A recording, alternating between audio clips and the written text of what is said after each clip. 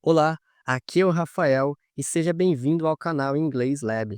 Nesse canal trago o método que utilizei para aprender inglês totalmente sozinho. Se você já assistiu um dos meus vídeos, sabe que esse método que falo tanto são os textos com áudio em inglês. Se você é novo aqui e está curioso para saber como esse método funciona, fique comigo nessa aula que te explico direitinho.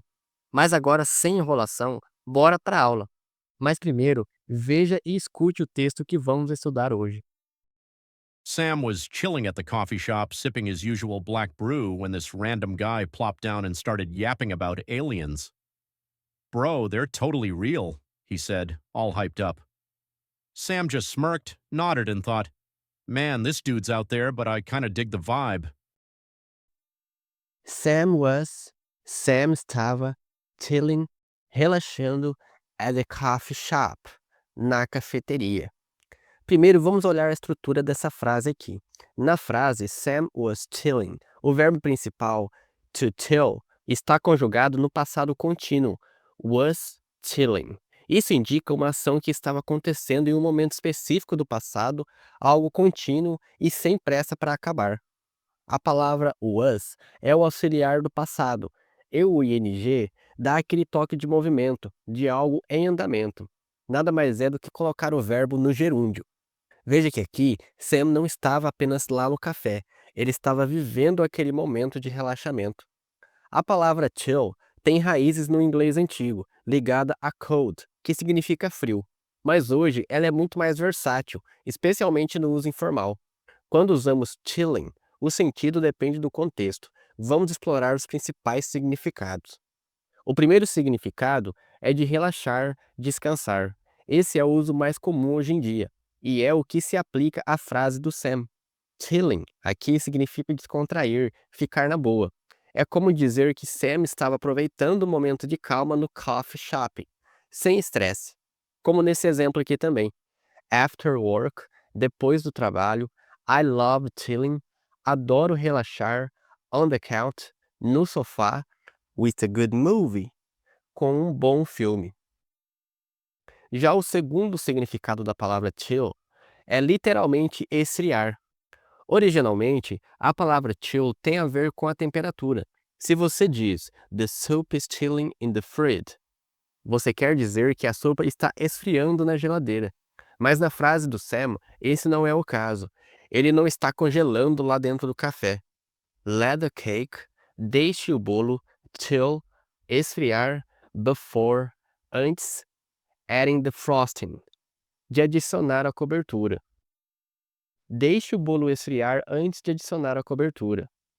Já o último significado de chill é algo assustador ou arrepiante. Em outro contexto, chilling pode descrever algo que dá calafrios, como nesse exemplo aqui. The chilling wind, o vento arrepiante, made the night, fez aquela noite feel eerie, parecer assustadora. O vento arrepiante fez aquela noite parecer assustadora. Na nossa frase, o sentido é claramente relaxar. Sam estava curtindo o momento, provavelmente com uma vibe tranquila, quem sabe ouvindo uma música ou observando o movimento.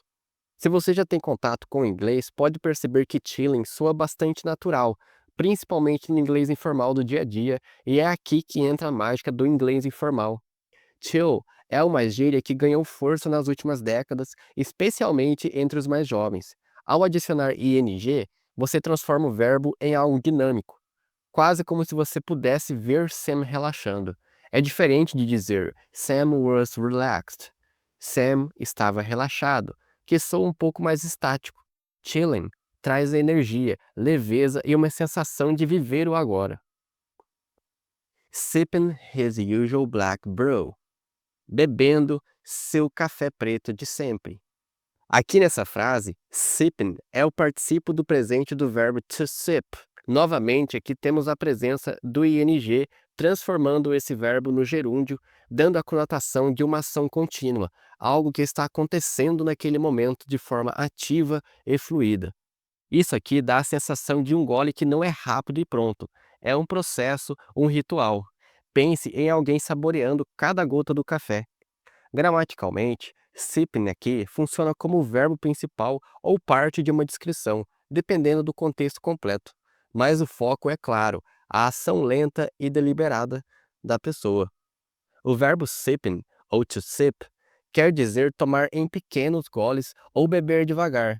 É diferente de gulp, que seria engolir de uma vez, ou drink, que seria beber de forma mais genérica. Sipping tem classe, tem calma e tem uma intenção. Na frase, ele está sipping his usual black brew.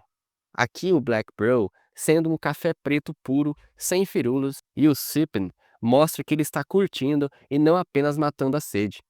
Mas o verbo sip também pode ter algumas nuances sutis. Vamos explorar um pouco mais. O primeiro significado é o mesmo da frase que a gente já estudou aqui, que seria saborear algo com calma. She was sipping, ela estava bebendo, tea, chá, by the window, perto da janela. Ela estava bebendo chá perto da janela. Já o segundo significado, que é levemente diferente do primeiro, é experimentar aos poucos. He sipped the strange green juice. Ele provou o estranho suco verde, unsure of the taste, incerto do sabor. Ele provou o estranho suco verde, incerto do sabor. Veja que aqui traz mais o sentido de curiosidade, mas com alguma sensação de cuidado. Já na nossa frase, sipping transmite uma rotina e prazer. O usual black brew sugere que é o café de sempre, que ele sempre toma. E sipping mostra que ele não está com pressa. É quase como um ritual sagrado dele. When this random guy, quando esse cara estranho, plopped down, se sentou do nada, and started yapping about aliens, e começou a falar sobre alienígenas. Quando esse cara estranho se sentou do nada e começou a falar sobre alienígenas. Essa expressão aqui, plopped down, é uma combinação verbal do verbo plop, que significa deixar cair, mais o advérbio down, que significa basicamente para baixo. Plopped é o passado simples do verbo to plop. Dentro dessa frase aqui, ele tem o sentido de se sentar de repente. E aqui o advérbio down, ele reforça a ideia de descer ou se jogar em algum lugar. Na frase, ela é uma ação concluída, dando a entender que o cara simplesmente se jogou ali. Plopped down sugere algo casual, quase deselegante. Não é um sentou-se educadamente. É um movimento rápido, pesado, como se ele não ligasse para formalidades. Exemplo. She plopped down. Ela se jogou on the couch, no sofá, after a long day, depois de um longo dia. Ela se jogou no sofá depois de um longo dia. Nessa frase aqui, plopped down pinta o cara como alguém espontâneo, talvez até inconveniente. Ele não pediu licença, apenas chegou chegando. Nessa frase aqui também dá pra gente destacar a expressão yapping about. Yapping about junta yapping, que seria o particípio presente do verbo to yap, e a preposição about. To yap é um verbo informal que significa falar muito, mas também o seu significado original é latir, originalmente usado para cachorros. Aqui, started yapping usa o G1 para mostrar uma ação que começou naquele momento e continuou. Já a preposição about indica o tema, e seria os alienígenas. Yapping tem uma conotação de fala rápida, incessante e até meio irritante, como um cachorro latindo sem parar. Yapping about dá a ideia de alguém tagarelando sobre algo, muitas vezes sem filtros. Como nesse exemplo aqui também. My neighbor was, meu vizinho ficou, yapping about, falando sobre the weather for 2 hours, o clima por 2 horas. Veja que aqui a sensação é de que o vizinho ficou falando sobre o clima sem fim e talvez até de forma irritante. Na frase yapping about alien, mostra que o cara entrou no modo falação também, provavelmente despejando teorias malucas sobre ETs sem ninguém pedir. É informal e um pouco debochado. Você quase ouve o tom de quem está contando a história e revirando os olhos de raiva do que está acontecendo naquele momento. Bro, they're totally real. Cara, eles são totalmente reais. He said, all hyped up. Ele disse, todo entusiasmado. Dentro dessa frase aqui, a expressão hyped up é uma expressão composta por hype, que significa se animar, e o advérbio up, que significa para cima.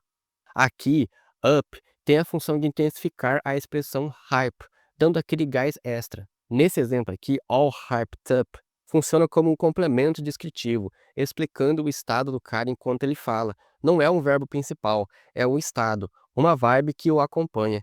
Se formos falar gramaticalmente, hyped up age como um adjetivo composto, modificando o he.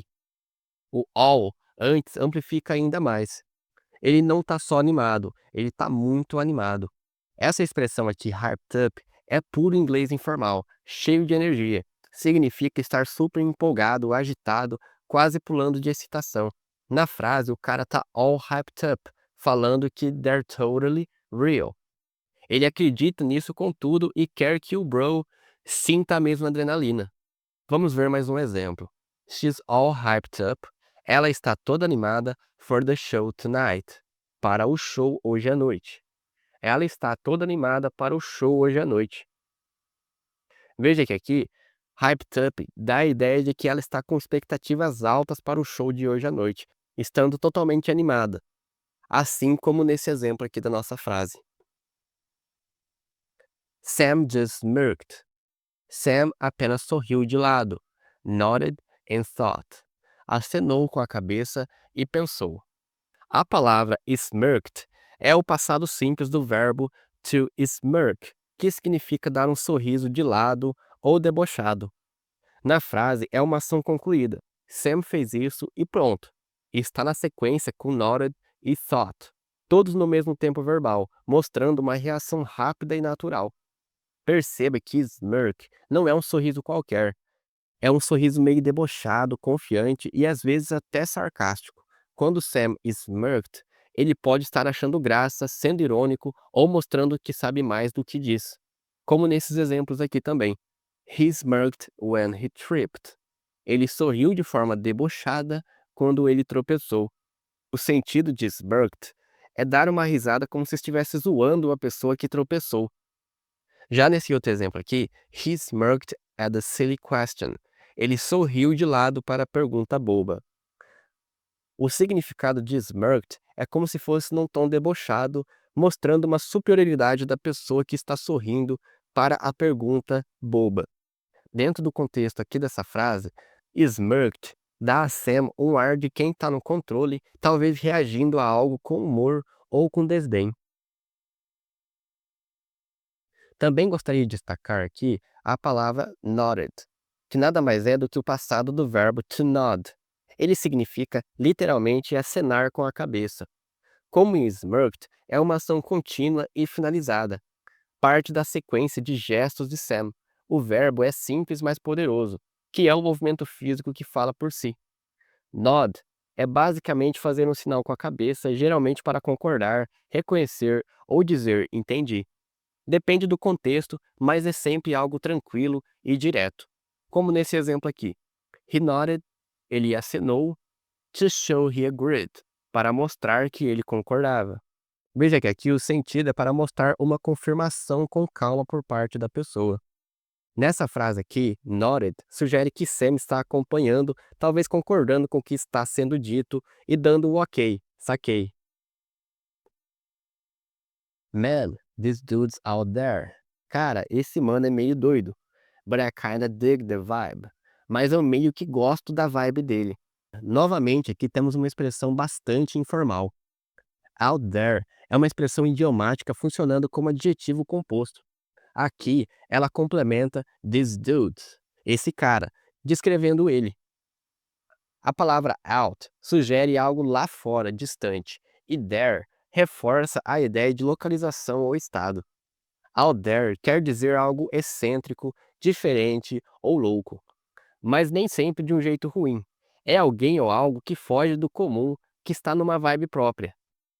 Como nesse exemplo aqui, her ideas are really out there. As ideias dela são bem loucas. O sentido aqui de out there é dizer que as ideias dessa pessoa são simplesmente muito criativas, excêntricas, fora do padrão. Na frase também, man, this dude's out there, pinta o cara como alguém fora da curva, talvez por falar de aliens ou ter um jeito peculiar. Agora partindo para a expressão dig, o verbo dig é o presente simples do verbo to dig, que significa gostar ou curtir no uso informal. Originalmente, o verbo dig vem de cavar, mas na gíria desde os anos 80, com a vibe hip, significa apreciar ou entender. Hoje é um jeito descontraído de dizer que você está conectado, como nesses exemplos aqui. I dig this song, man. Eu curto essa música, cara. Do you dig what I'm saying? Entende o que estou dizendo? Veja que na frase I kinda dig the vibe mostra que apesar do cara ser out there, o narrador acha a energia dele meio cativante. Também gostaria de destacar aqui a expressão kinda. Essa expressão kinda nada mais é do que a abreviação de kind of. Essa abreviação é totalmente informal e reflete o modo como os nativos pronunciam essas duas palavras no dia a dia. Quando falamos de forma natural, muitas vezes não iremos falar kind of de forma separada, mas kind, para dar uma fluidez na fala. Dentro dessa frase, kinda tem a função de atenuar uma afirmação e deixar ela menos direta, como na frase que estudamos aqui.